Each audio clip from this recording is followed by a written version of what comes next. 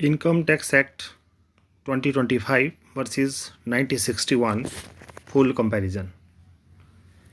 क्या आपको पता है 60 साल पुराना इनकम टैक्स लॉ अब पूरी तरह बदल चुका है, लेकिन सबसे शॉकिंग बात यह है कि टैक्स रूल बदले ही नहीं। नमस्ते दोस्तों, मैं हूं नवीन और आज हम समझेंगे income tax act 1961 versus income tax act 2025, ताकि आपको सब क्लियर हो जाए बिना कन्फ्यूजन के। पर्पस 1961 का जो एक्ट बनाया गया था जब इंडिया की इकॉनमी बिल्कुल अलग थी, लेकिन 2025 का एक्ट का फोकस है simplification, transparency, less litigation. Structure 1961 के एक्ट में 298 सेक्शन, बहुत सारे प्रोविजियो और एक्सप्लेनेशन है। 2025 एक्ट में 500 प्लस सेक्शन है, लेकिन लैंग्वेज सिंपल है, अननेसेसरी प्रोविज़न हटाए गए हैं। मतलब लॉ लंबा दिखता है पर समझने में आसान है। बिगेस्ट चेंज, सबसे बड़ा चेंज, प्रीवियस ईयर और असेसमेंट ईयर को ख़त्म कर दिया गया है।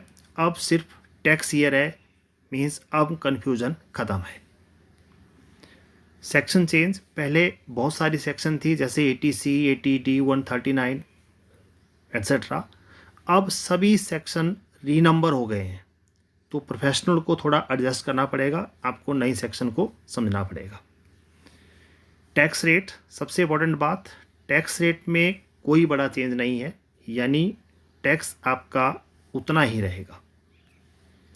TDS सिस्टम, पहले TDS रूल्स अलग अलग सेक्शन में थे, अब एक कंसोलिडेटेड सेक्शन है, कंप्लाइंस इससे आसान हो गया है। लिटिगेशन, 1961 एक्ट में कन्फ्यूज़न ज़्यादा था, डिस्प्यूट ज़्यादा होते थे।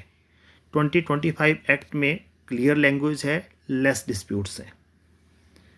डिजिटल इंडिया फोकस, 2025 एक्ट पूरी तरह रेडी है। फेसलेस सिस्टम, ऑटोमेशन, ट्रांसपेरेंसी पे फोकस है।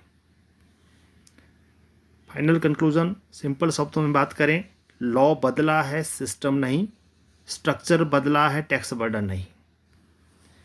अगर आपको ये वीडियो यूज़फुल लगी तो लाइक ज़रूर करें, सब्सक्राइब करें और कमेंट में लिखें टैक्स, अगर आप ऐसे ही वीडियो चाहते हैं।